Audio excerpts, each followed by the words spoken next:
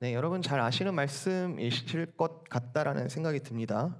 겟세마네 동산에서 예수님께서 이제 밤중에 한밤중에 기도하시는 오늘 그런 말씀인데요. 오늘 본문이 말하고 있는 주제는 뭐 의심할 여지 없이 기도에 관한 것입니다. 사실 예수님께서 이제 십자가 사건을 24시간도 안 남았습니다. 말씀상으로 볼때 다음 날 이제 12시부터 3시까지 이렇게 십자가에 달리셨었는데 그러니까 한 12시간 정도 남은 굉장히 이제 클라이맥스를 향해서 지금 달려가고 있는 상황이죠. 이 예수님께서 십자가 사건 이제 이 이후에는 이제 잡히시고 신문 받으시고 고난 받으시고 이제 이런 이야기들이 쭉 이어질 텐데 그 전에 예수님께서 제자들을 향한 공식적인 마지막 가르침은 무엇인가? 기도였습니다. 참 아이러니한 게 이 겟세마네 동산에서 기도하시는 또 기도를 가르치시는 이 장면 직전에 제자들의 상태는 최상이었어요. 어떤 모습이었냐면 예수께서 떡을 떼고 이렇게 포도주를 나누시는 이제 이번 주 금요일도 우리가 성찬을 할 텐데 그 성찬의 기원이 되는 그 마지막 식사 장면에서 제자들은 마치 졸업 시험을 치는 것 같은 예수님께 대하여 지금까지 예수님으로부터 배운 모든 것들의 결정판 뭐죠? 믿음, 주는 그리스도시요 살아계신 하나님의 아들이시고요. 정말 주님께서 어디로 가든지 우리가 따라갈 거고요. 주님께서 어떤 고난을 받더라도 내가 절대로 주를 버리지 않을 거고요. 내가 주가 가는 곳에 내가 주와 함께 죽을지언정 주를 부인하지 않겠습니다. 우리가 지금 그 다음 이야기를 알기 때문에 이 이제 제자들의 고백이 조금 퇴색되어 느껴질 수 있겠지만 사실 제자들로서는 예수님에 대한 온전한 고백을 한 겁니다. 정말 주님을 믿습니다. 정말 주님을 따르겠습니다.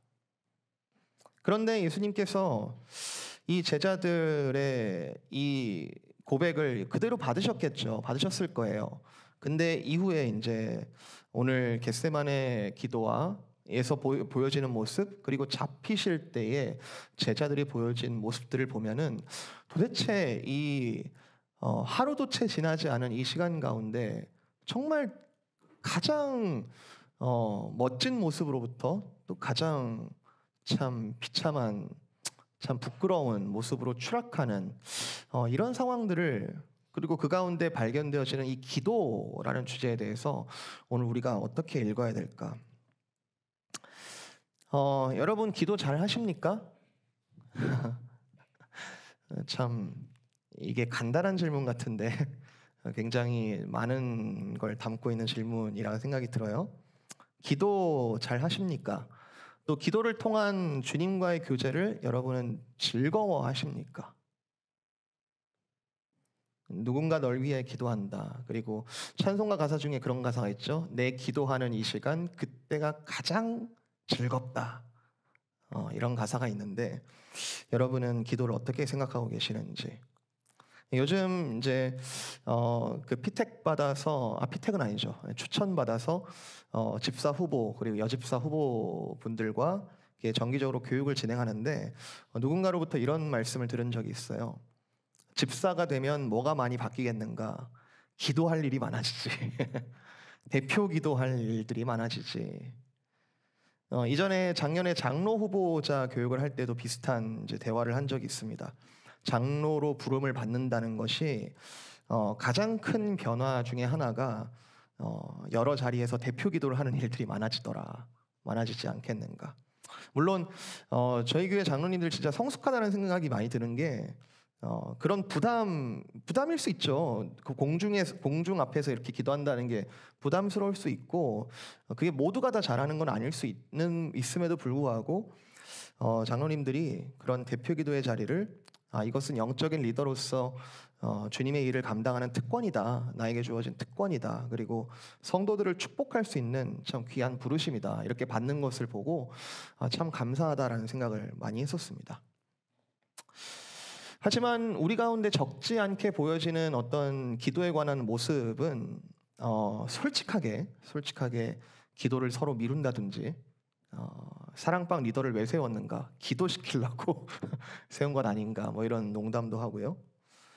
집사든 장로든 목사든 사실은 이런 직분이라는 것이 계급이 아닌데 영적인 리더가 함께 있을 때는 내가 기도 안 해도 되는구나. 마음 놓고 기도를 부탁하고 당연히 그분이 하는 걸로 이렇게 미룰 수 있는 상황. 가끔씩 어떤 경우도 보냐면요, 어린아이가 있는 가정을 이제 신방을 하거나 만나게 되면은 자, 우리 누가 기도할까 하면서 이제 아이한테 기도를 미루기도 해요. 아이가 이렇게 하는. 굉장히 좋다는 생각도 들어요. 그 순수한 어린아이의 기도가 우리를 감동시키는 경우들이 참 많잖아요. 그래서 이게 교회 안에 요즘에 그런 트렌드도 있는 것 같아요. 이제 복잡한 미사 요구 다 빼고 어린아이처럼 순수하게 기도하는 게 진짜 기도 아니냐, 뭐 이런 얘기들도 하는 것 같고. 어쨌든 여러분 기도를 잘 하고 계십니까? 기도를 잘한다는 게 뭘까요? 여기서 한 글자만 빼면 다시 질문 드릴게요. 기도를 하고 계십니까? 기도를 하고 계십니까? 제가 이게 너무 질문이 도발적인 것 같다는 생각이 들지만 예수님께서 제자들에게 마지막으로 가르치셨던 어떤 가르침은 제 십자가에 달리시기 전에 마지막으로 당부하고 마지막으로 권면하고 마지막으로 너희에게 부탁한다라고 하는 그 어떤 중요한 포인트가 바로 기도였다는 것. 예수님께서 혼자 겟세마네 동산에 가실 수도 있었으나 제자들을 의도적으로 함께 기도의 자리에 데리고 가셨다는 것. 구경하라고요? 아니요. 나와 같이 함께 아버지께 기도하자. 오늘 본문에 여러 번 반복되는 단어입니다. 함께 가자. 함께 가자. 역시 저와 여러분도 이 말씀을 그냥 오늘 구경하고 지나가지 않으셨으면 좋겠습니다. 여러분의 기도 생활을 여러분이 스스로 어떻게 자평하고 있든지 간에 오늘 제자들을 의도적으로 그 기도의 자리에 데리고 가셨다는 것, 예수님께서 그렇다면 의도적으로 이 말씀이 저와 여러분에게 남겨졌고 저와 여러분에게 의도적으로 읽혀져야 하고 그리고 나아가서는 우리의 기도가 주님께서 원하시는 대로 나아가야 되지 않을까. 오늘 그런 문제의식을 가지고 이 말씀으로 우리가 겸손하게 뛰어들었으면 좋겠습니다. 자, 오늘 우리를 위한 기도의 가르침이 분명히 있을 텐데 세 가지 정도로 한번 나눠봤어요. 첫 번째 가르침은 이 기도라는 것은 분명한 언어로 구성되어 있다라는 겁니다. 뭐 너무 당연한 얘기 같아 보이지만 사실 한번 생각을 해보자고요. 예수님의 기도가 제자들에게 들려졌습니다. 사실 혼자 중얼중얼 하실 수도 있고 혼자 가만히 마음으로만 기도하실 수도 있었겠지만 예수님의 기도는 문장 그대로 제자들에게 들려졌고 그리고 마태를 통하여 기록이 되었습니다. 자, 이 과정을 보면은 사실 하나하나 좀 상상력을 동원해 보면은 좀 그 과정이 굉장히 흥미로워요. 이 글을 기록한 사람은 우리에게 지금 읽혀지도록 기록한 사람은 12사도 중에 한 사람이었던 마태가 맞는데 마태는 예수님이 기도하실 때 가까이 있지 않았고 멀리 있었습니다. 그죠? 예수님께서 제자들을 다 데리고 가시긴 하셨지만 물론 가룟 유다는 지금 사라진 상태예요. 11명을 데리고 지금 가셨지만 그 중에 이제 3명 베드로와 이제 세베대의 아들 이제 요한과 야고보 이 세 사람만 데리고 조금 더 깊은 자리로 데려가셨습니다. 이것도 생각해 보면 좀 흥미로워요. 예수님께서 11명 다 데리고 가시지 왜 이 3명만 가까이 데려가셨을까? 예수께서 편애하셨을까? 제자들 사이의 질투를 어떤 경쟁 심리를 통하여 더 기도하도록 뭐 부추기는 그런 상황일까? 사실 좀 영적인 눈으로 읽으면은 예수님께 가까이 간다는 것은 더 십자가의 그 고난과 고통의 현장으로 더 깊숙하게 초대하는 것이겠죠. 어떤 그 세베대 아들들의 어머니가 하나는 우편에 하나는 좌편에 앉게 해주십시오. 어떤 높은 자리, 더 성공하는 자리, 그런 것을 바라는 시각과는 다르게 예수님께서 더 가까이 데려가셨다는 것은 사실은 영적인 의미에서는 조금 더 예수님의 본질적으로 따라가는 고통과 고난의 현장일 겁니다.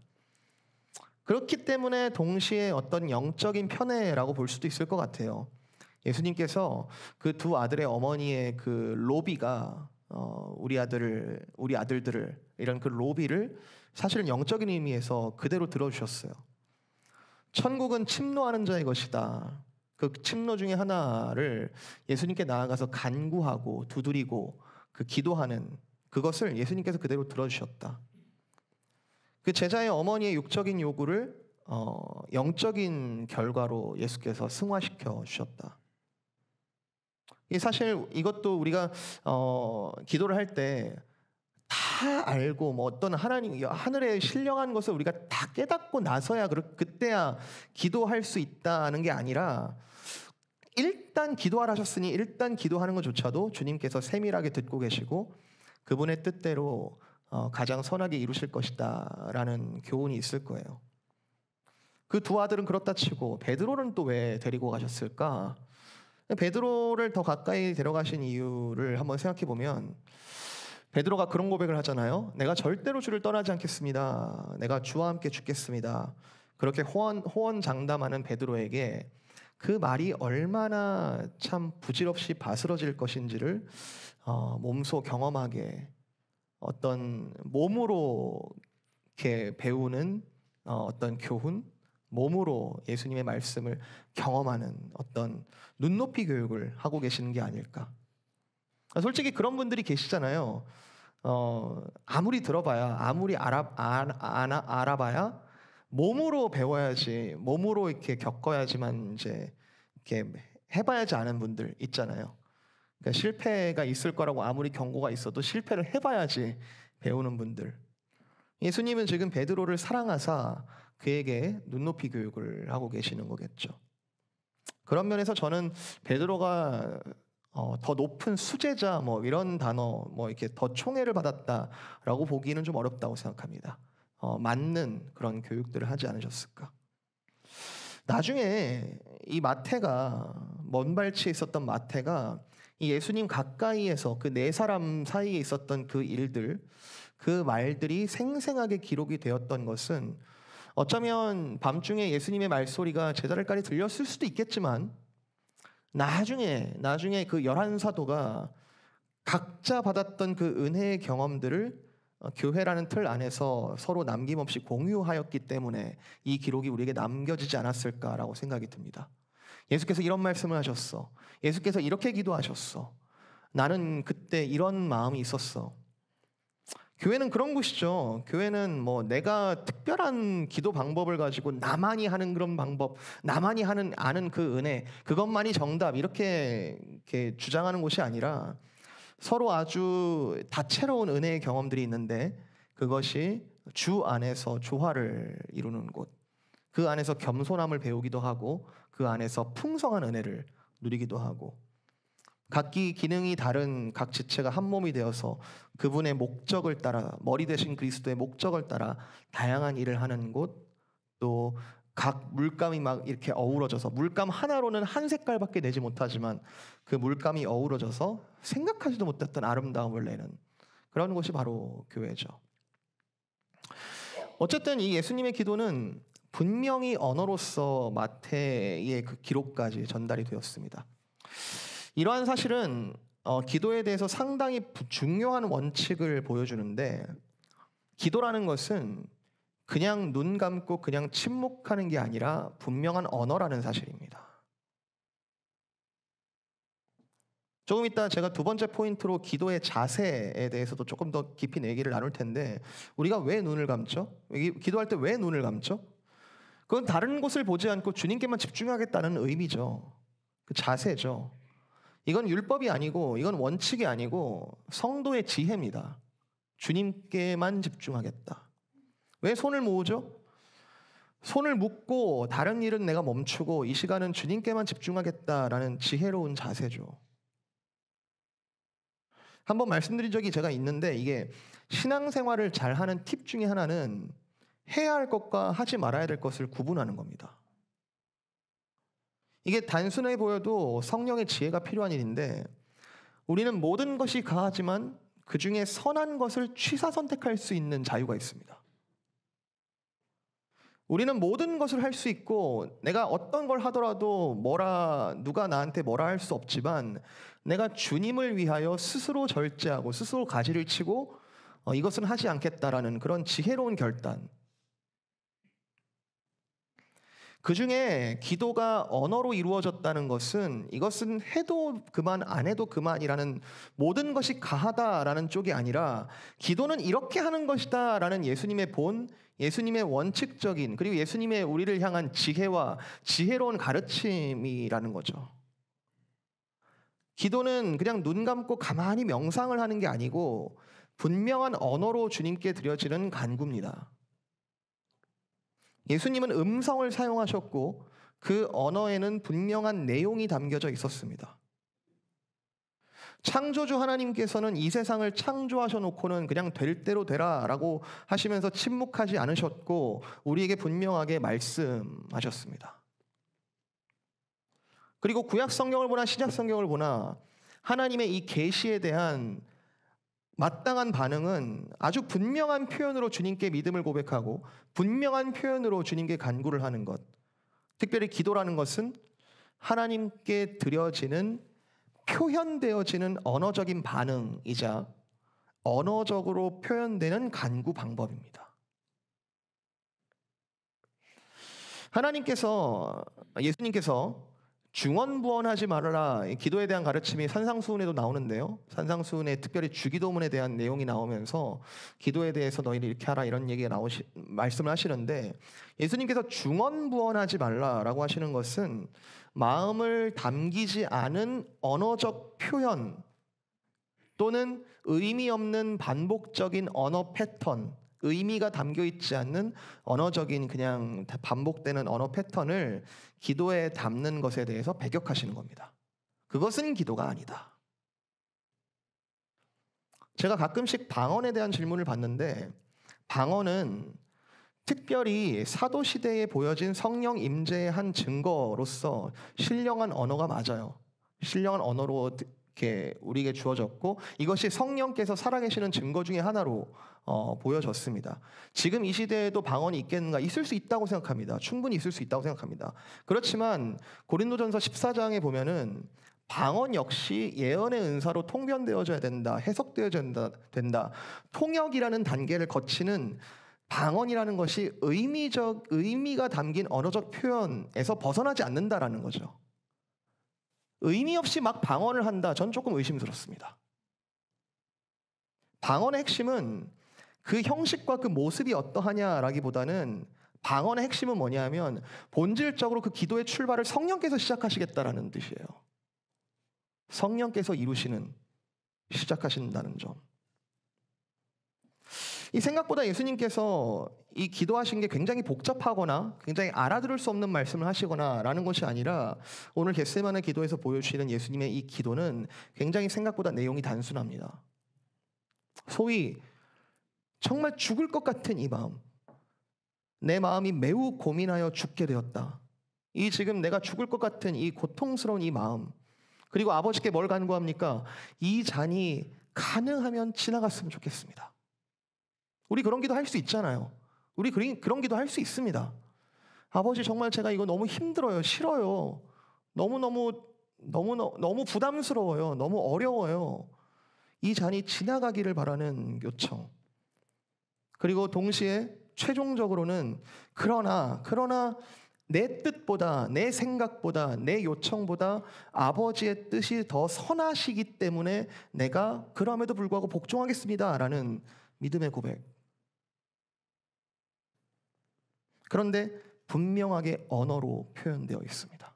이것을 그냥 뭉뚱그려서 그냥 다 아시겠지 하고 그냥 하는 것이 아니라 분명하게 그 간구를 들이셨다는 거예요.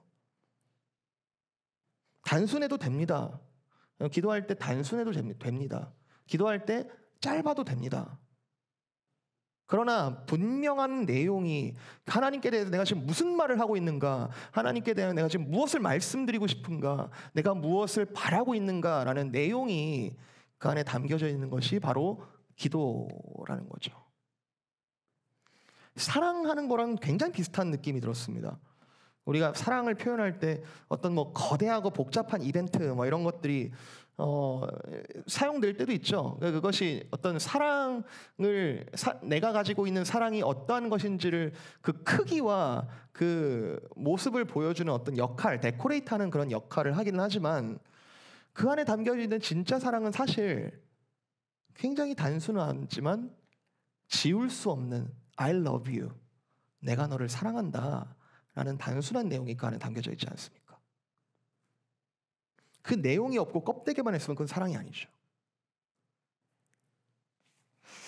첫 번째 포인트, 기도는 분명한 언어여야 한다.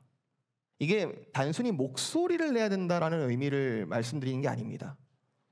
그러나 하나님께서 지금 나의 간구를 분명히 들으실, 그리고 나의 목소리까지도 주님께서 사용하기를 원하신다면 기꺼이 사용하여 드리는, 우리의 기도를 하나님께서 들으신다. 그 기도에는 하나님께 대한 분명한 내용이 담겨져 있는 것이다. 예수님께서 보이신 첫 번째 본 포인트라고 생각합니다. 자, 두 번째 포인트는 뭐냐면 나중에 마지막에 종합을 할 텐데 이 예수님께서 겟세마네 기도를 통해서 제자들에게 보여주시고 가르쳐주신 기도에 대한 가르침, 두 번째는 자세입니다. 자세. 자, 내용상으로 온갖 어떤 신비하고 영적인 방법의 기도가 있을 수 있어요.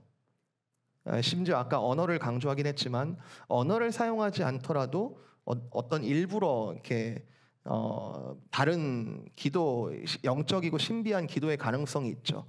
생각해보면 엘리야 시대 때 바알 선지자들, 이방신을 섬겼던 바알 선지자들이 기도하는 형태 중에 하나는 자해하는 것이었습니다. 이렇게 하면은 신이 우리를 불쌍하게 여기실 것이다. 하지만 예수님께서는 분명한 언어로 여러 가지 기도를 드릴 수 있는 가능성들이 있지만 일부러 언어로 기도하신 예수님께서 자세 또한 제자들에게 특별하게 보이셨는데 39절 조금 나아가서 얼굴을 땅에 대시고 엎드려 기도하였다. 병행이 되는 누가복음에서는 예수님이 그때 기도하실 때 땀이 땅에 떨어지는 핏방울처럼 되었다라고 표현하기도 합니다. 자, 그러면 우리도 기도할 때마다 예수님께서 보이신 이 모습대로 하면 되는 걸까요?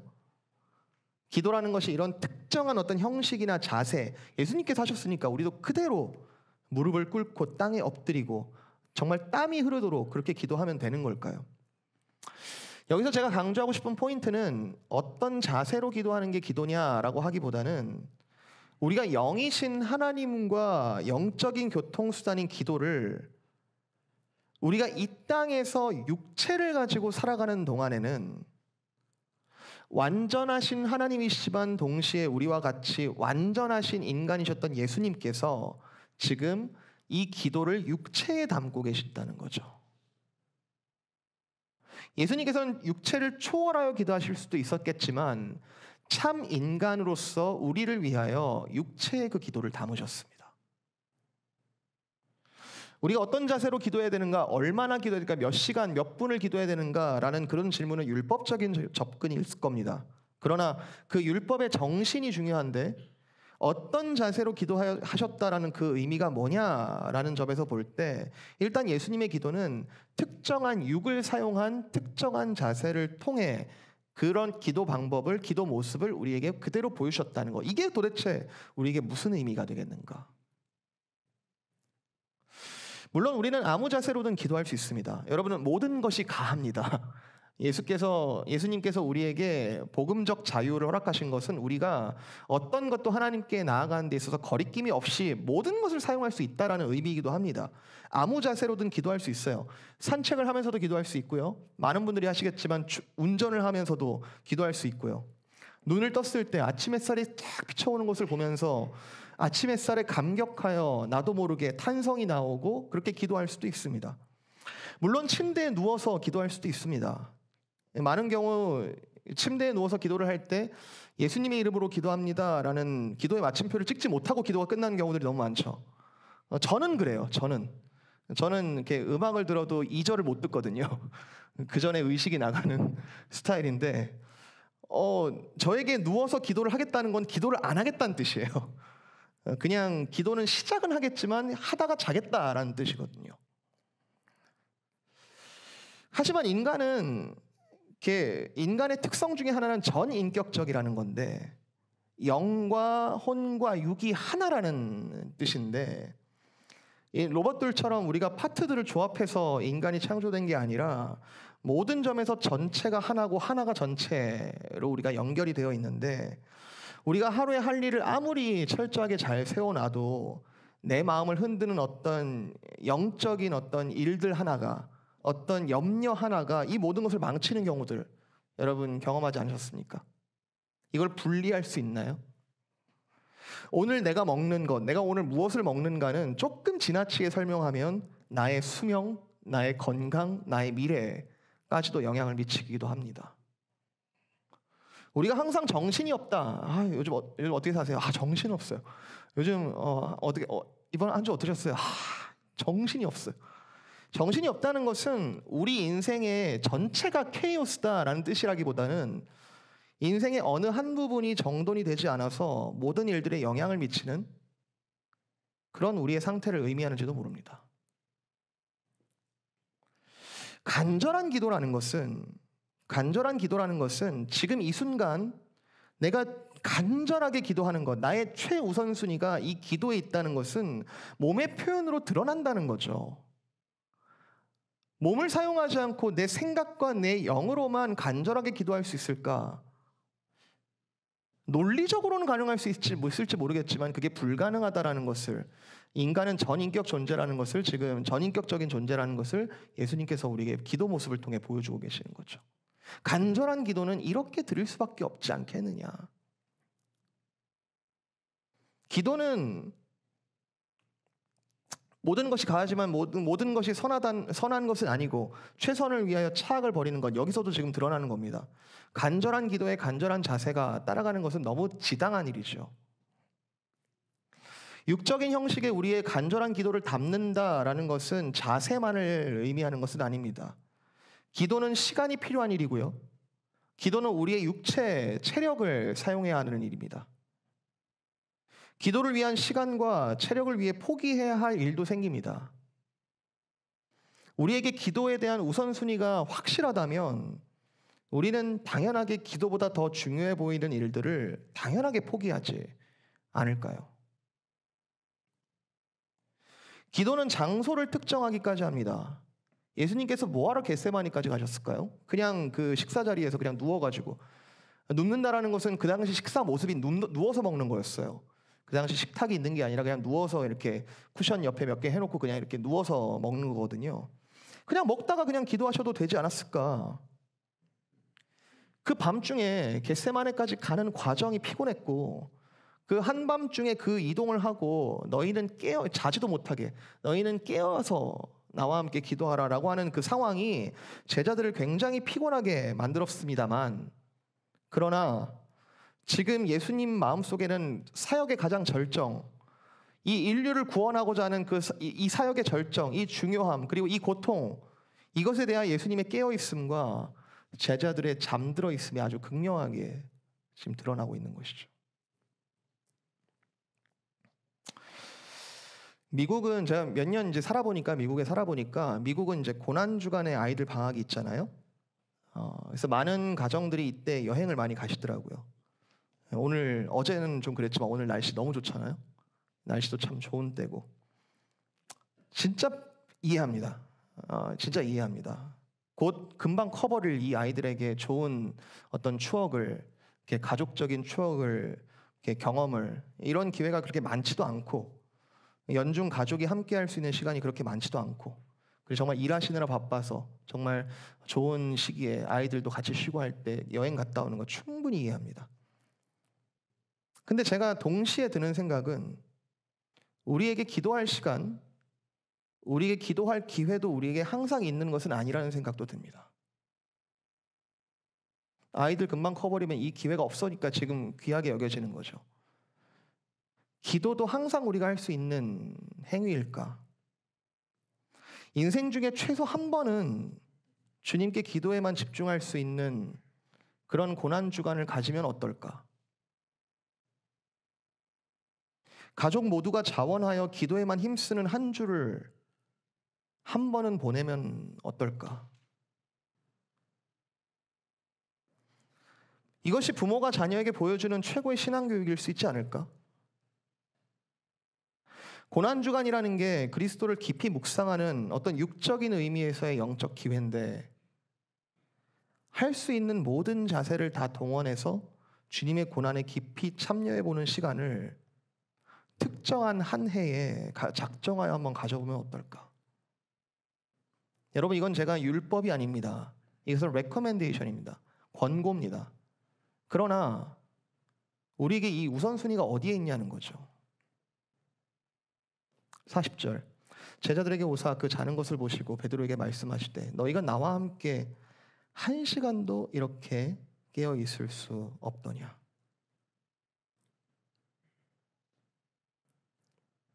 자, 분명한 언어 그리고 분명한 자세, 어떤 육적으로 우리가 주께 기도하는 것 포함된다는 것, 여기에 마지막 포인트인데요. 다 이어지는 얘기인데, 겟세마네 동산에서 예수님의 기도는 단순한 어떤 신비적 체험이라기보다는 하나님 아버지와의 인격적인 대화라는 겁니다. 여러분, 이 기도가 인격적인 대화라는 것, 이거 사실 해본 사람만이 아는데요. 우리가 흔히 이런 말을 하죠. 예수님을 인격적으로 만나야 돼. 예수님을 인격적으로 만날 그때가 진짜 신앙생활이 시작되는 거야. 이런 말 하잖아요, 우리가. 저 동의하고요. 이것이 형식적으로는 주로 기도의 자리에서 많이 일어나는 것을 봅니다. 예수님이 계시는 게 진짜 믿어지고, 기도 중에 정말 예수님께서 인격적으로 실제하시고 존재하시고 지금 나의 기도를 들으시는 분이라는 것이 믿어지고, 지금 나에게 내 말을 들으시는 것뿐만 아니라 나에게 지금 말을 걸어오시고 그것이 실제로 경험되어지는 것, 내가 지금 기도를 드리는, 기도를 받으시는 그 기도의 대상이 실제 하신다는 그 경험. 예수님의 기도를 보면요, 대상이 불분명하지 않습니다. 대상이 너무 확실합니다. 대상이 분명하지 않고는 이런 말을, 이런 기도를 하실 수가 없습니다. 아버지요, 만일 할 만하시거든 이 잔을 내게서 지나가게 하옵소서. 실제가 그려지지 않으세요? 아버지가 어떻게 하실지에 대한. 그러나 나의 원대로 마시옵고 아버지의 뜻대로 하십시오. 우리가 드려지는 기도가 정말로 분명하게 인격적인 하나님 아버지를 여러분이 향하고 계십니까? 가끔씩은 기도가 너무 막혀 있어가지고 내가 지금 이 기도를 들으시고 계시는 건지, 기도가 막 흩어지는 건 아닌지 이런 의심이 들 때도 있는 것도 사실이지만, 기도는 공중에 흩어지는 것처럼 보이지만 사실은 분명한 대상을 향해 화살처럼 날아가고 있다는 것. 성막의 이미지가 우리에게 많은 상징을 보여주는데, 성막의 제단에서 그거는 24시간 쉬지 않고 거긴 불과 연기가 끊임없이 올라가거든요. 그 제단에서 거기서 타오르는 연기가 마치 공중에 막 흩어져서 사라지는 것 같아 보이지만 하늘을 향해 계속해서 뭉게뭉게 올라가고 있죠. 성도의 기도를 상징하는 것이 성소 안에서의 분향단인데, 분향단의 연기가 그 밀폐된 공간 내에서 성소에 꽉 채워집니다. 기도가 사라지지 않아요. 그런데 예수 그리스도의 그 육체의 찢어지심으로 인해, 휘장이 찢어지심으로 인해 지성소, 하나님께서만 계실 수 있는 그 지성소의 그 하나님의 보좌에 그 연기가 스멀스멀 흘러갑니다. 분향단의 위치는 성소의 여러 가지 기구들 중에서도 지성소에 가장 가까워요. 이는 기도를 통해 하나님과 우리가 소통할 수 있음, 인격적으로 하나님께서 계시는 곳에 우리가 나아갈 수 있음, 휘장이 찢겨지는 것처럼 예수님의 육체가 찢겨져서 하나님께 직접적으로 나아가게 되었을 조차도 기도는 하나님과 가장 직접적인 소통 도구가 된다는 것. 나더러 주여 주여 하는 자마다 천국에 들어갈 것이 아니다라고 하셨습니다.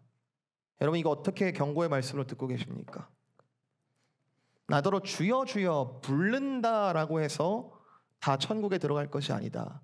인격적으로 그분이 계심이 믿어지지 않고 그분을 그냥 주문처럼 기도할 때, 인격성이 빠진 기도, 그냥 교회에서 의식적으로 하니까 그냥 하는 기도, 인격적으로 그분의 살아계심에 대해서 믿어지지 않으면서 그분의 이름을 아는 것으로만 만족하는 종교적 행위, 아니죠. 예수님은 지금 분명하게 아버지를 바로 앞에 계시는 것처럼 지금 기도하고 있습니다. 확실히 기도를 들으시는 분 앞에서 지금 확실한 언어로 간구를 드리고 있고, 그분이 바로 앞에 계실 때 마치 신하가 왕을 마주하는 것처럼 은혜를 구하는 그 합당한 자세, 제발 은혜를 주십시오. 정말 간절하게 내 육체를 사용하여 드리는 그 기도 가운데 결국 기도의 시작과 마침은 인격적인 하나님의 계심을 경험하는 것. 그게 전부죠. 지금 나의 기도를 들으시는 분이 확실히 계시고, 그리고 그분이 이 기도에 응답하시며 일하신다라는 믿음. 여러분 생각해 보세요. 어린아이들의 기도에 왜 우리가 감동합니까? 그 아이들이 정말 믿고 기도하기 때문에 그런 건 아닙니까? 의심 없이 기도하기 때문에 그런 건 아닙니까? 그 아이들의 마음속에 진짜로 이 기도를 들으시는 분이 계시다는 건 믿는 건 아닙니까? 인격적인 경험이 기도에 불을 지펴주기도 하고, 그리고 분명한 언어, 더불어 육적으로 기도의 자리와 그 자세를 사모하는 것은 다시 인격적인 경험으로 이건 선순환하게 되어 있습니다. 가끔씩 그런 분들이 계세요. 예수님을 제가 믿고 싶은데 잘 안 믿어져요 라고 말씀하시는 분들이 계세요. 제가 그 말을 들을 때마다 참 고민이 돼요. 제가 그분들보다 더 잘 믿는다라고 말할 수는 없지만, 하나님이 인격적으로 살아계시는 것이 믿어지는 것은 진짜 신기한 일이고 참 복이다. 이 믿어지는 분들은 너무 당연한 얘기지만 그분들은 절박하게 하시는 말씀이에요. 나도 믿고 싶어요. 근데 안 믿어져요. 거기에 대해서 제가 드릴 수 있는 조언이 그렇게 많지는 않습니다. 가장 본질적인 조언 중에 하나는 기도예요. 그분이 들으실 것이다. 그분이 들으신다. 목회자로 살아가다 보면 참 무력한 순간들이 참 많은데요. 목회자 현장 가운데 성도님들의 여러 가지 어려움들, 그리고 참 힘든 현실들을 같이 공감하며 채우라며 함께 어려워하는 경우들이 많이 있습니다. 이게 끊어지지 않는다는 것, 그게 아마 목회 일이라고 생각합니다. 그런데 그 가운데 저도 무력감에 빠질 수 있지만, 얼마든지 빠질 수 있지만, 목회자로서 믿는 것 하나는 같이 기도하자는 거예요. 그리고 그 어려움에 대해서 기도할 때 주님께서 들으신다라는 그 믿음으로 같이 기도하는 거예요. 그리고 주님께서 일하실 것이다. 주님께서 일하시리라. 지금도 주님께서 일하고 계신다라는 것이 믿어지지 않으면 목회자로서는 한순간도 살 수가 없어요. 그리고 그것이 날이 갈수록 처음에는 희미하게, 하나님의 인격성이 처음에는 희미하게 들릴지 모르겠지만 날이 갈수록, 그리고 그날이 더 가까움으로써 우리가 수건을 벗는 것처럼 그분의 확실한 존재를 마주하는 그날을 가까이 감으로써 더 믿어지는 것이죠. 이게 뭘 통해서요? 기도를 통해 믿어집니다. 기도를 통해 경험되어지고요. 최고의 믿음을 고백한 제자들, 그러나 그들 앞으로 살아가게 되는 그들의 제자로서의 삶의 자리, 예수님의 마지막 가르침은 깨어 기도하라 하는 것이었습니다.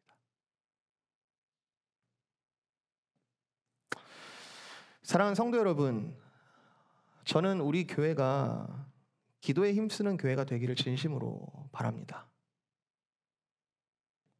이거는 목회자가 여러분을 동원하려는 뜻이 아니고요. 지금 오늘 본문을 통해 저와 여러분을 향한 예수님의 진심 어린 초청입니다. 나와 함께 같이 기도하자. 나와 함께 깨어 기도하자. 일부 예배 때 박 목사님이 되게 좋은 비유를 가르쳐 주시더라고요. 글씨를 배울 때 저도 뭐 처음부터 영어를 모국어로 쓴 사람은 아니니까 영어를 배울 때 특별히 필기체 같은 거 이렇게 쓸 때 처음부터 어떻게 씁니까? 모방하고 이렇게 복사하고 이렇게 해서 쓰지만 제일 그 글씨를 잘 배우는 방법은 그것을 이렇게 좋은 글씨체를 점선이나 이렇게 약하게 쓰여진 그 종이 위에다가 따라 쓰는 거죠. 따라 쓰는 거. 처음에는 뭐 삐뚤빼뚤 할 수 있어요. 그리고 글씨를 제대로 따라갈 수 없을지도 몰라요. 그러나 이 삐뚤빼뚤한 글씨를 멀리서 보면은 사실은 그 안에 가이드가 있기 때문에 그 글씨는 틀리지 않고 그 원래 의도했던 그 글씨를 그대로 보여지게 되는 거죠. 예수님께서 우리를 너희는 나는 가만히 있을 테니까 너희 알아서 기도해라 하지 않으셨습니다. 내가 너희와 항상 함께 있고 너희는 나와 함께 이렇게 기도하자. 내가 먼저 이렇게 기도했다. 내가 먼저 이 기도의 본을 보였다. 그리고 이 기도의 풍성함을 너희를 초대하였다. 나와 함께 같이 기도하지 않겠니? 지금 24장, 25장 계속 종말에 대한 가르침 주셨잖아요. 이 종말적인 현재를 어떻게 살아갈까? 이 마지막 가르침은 기도입니다. 종말적인 현재를 사는 우리들의 삶의 모습은 사실 기도로 시작해서 기도로 끝납니다. 이 기도는 언제나 할 수 있을 것 같아 보이고 우리가 때가 되면 항상 그냥 언제든지 액세서블하고 항상 할 수 있는 것처럼 보이지만 참 아이러니하게도 이 기도할 수 있는 기회는 제한적입니다. 예수님께서 영원히 기도하시지 않고 기도를 마치세요. 항상 깨어 기도하라 라고 했을 때 자 지금부터 시작 절대로 그만두면 안 돼 하고 계속하는 게 아니라 3번 기도하시고 기도를 마치세요. 이제 제자들에게 오사 45절 이제는 자고 쉬라 보라 때가 가까이 왔으니 인자가 죄인의 손에 팔리느니라 일어나라 함께 가자 보라 나를 파는 자가 가까이 왔느니라. 2가지 명령이 들어가 있죠. 첫 번째는 기도의 때를 지난 사람 이제는 자고 쉬라. 2번째 일어나라. 이제 함께 가자. 뭐죠? 우리에게 기도의 때가 있다는 거죠. 특별히 기도로 부르시는 초청하는 그 자리가 있다는 거죠. 분명하게 구별되어지는 기도의 때가 있다는 거죠. 영적으로 볼 때 기도의 때는 영원이겠지만 그러나 육체적으로 볼 때 주님께서 나에게 특정하시는 시간들이 있을 거라는 거죠. 그리고 나서 기도를 할 때가 있고 그리고 기도를 마치고 파송과 순종의 자리로 나아가야 할 때가 또 있다는 거죠. 이 2가지는 애매하게 섞여 있는 게 아니라 분명하게 그 안에 선이 그어져 있습니다. 이 2가지는 연결이지만 분명하게 선이 그어져 있습니다. 우리가 신앙생활에 대해서 애매하다 이렇게 얘기하는 거는 우리가 이도저도 아닌 것 같은 상태에서 지혜가 없어서 어리석어서 선을 분별하지 못하기 때문에 오는 필연적 결과일 수 있고요. 성경에서 지혜라는 것은 애매한 것을 분별하는 겁니다. 38절 깨어 있으라. 너희는 지금 여기 머물러서 나와 함께 깨어 있으라. 기도의 자리로 초청하고 계시죠. 그리고 46절 일어나라. 그리고 함께 다시 가자. 기도의 자리로부터 이제는 나아가시는 주님. 그러니까 주님께서는 처음부터 끝까지 우리와 함께하고 싶어 하시고 예수님의 이름이 뭐예요? 하나님이 우리와 함께 계시다. 임마누엘. 성탄의 이야기. 마태복음 처음에 나오죠. 그리고 마태복음 제일 끝에 The Great Commission. 대사명 뭡니까? 너희는 가라. 내 이름 들고 가라. 아버지와 아들과 성령의 이름으로 세례를 주라. 내가 세상 끝날까지 너희와 함께 있을 것이다. 함께 있음에 대해서 고민할 것이 아니라 지금은 어느 때냐는 거죠. 지금은 어느 때냐. 그 중심에 기도가 있고요. 함께 기도하자 하신 말씀은 아까 글씨를 따라 쓰는 것처럼 우리가 기도할 때 결코 너는 혼자가 아니야. 너한테 기도라는 홈워크를 준 게 아니야. 지금 내가 너와 함께 있고 너의 기도 가운데 내가 지금 함께 기도하고 있어. 주님의 약속일 겁니다. 유명한 말씀이죠. 항상 기뻐하라. 쉬지 말고 기도하라. 범사에 감사하라. 이것은 우리에게 주신 과제가 아니라 예수님께서 그 그라운드를 마련하셨기 때문에 우리가 살아갈 수 있는 지평입니다. 항상 기뻐할 수 없는 우리에게 항상 기뻐할 수 있게 하셨고, 쉬지 말고 기도할 수 없는 우리에게 쉬지 말고 기도할 수 있도록 하셨고, 범사에 감사할 수 없는 우리의 연약함 너무 잘 아셔서 감사할 수 있게 하셨다. 이게 예수님께서 우리에게 묶였던 자유를 풀어주신, 그러나 모든 것이 가하지만 모든 것이 선하지 않고 선하신 그 기도의 자리로 우리를 초청하시는 주님의 마음이라고 생각합니다. 연중에 고난주간이 매주 돌아오는데 매년 돌아오는데 이 고난주간을 특별한 기도의 때로 삼는 것은 여러분 우리에게 부과된 어떤 짐이나 우리에게 율법적인 짐을 지어주시는 것이 아니라 믿음의 선배들의 지혜로운 전통이었습니다. 이번 주에 특별 새벽 기도회가 있는데 여러분 가능하시다면 주님과 깊이 교제하시는, 정말 이전에 기도하는 정말로 새로운 차원을 기대하시면서, 그리고 이 배웠던 본을 그대로 하나님께 너희는 시험하라 라고 했습니다. 너희는 마음껏 시험하라. 그런 좋은 기회를 삼으셨으면 좋겠고요. 여러분의 자리 가운데 일평생 가운데 정말 쉬지 말고 기도하는 그 기도의 복이 우리 가운데 넘쳐나기를, 이제는 깨어서 응답하며 그 인격적인 주님을 점점 더 한 걸음 더 나아가는 것에 기뻐하는 저와 여러분 되시기를 주님의 이름으로 축복드립니다.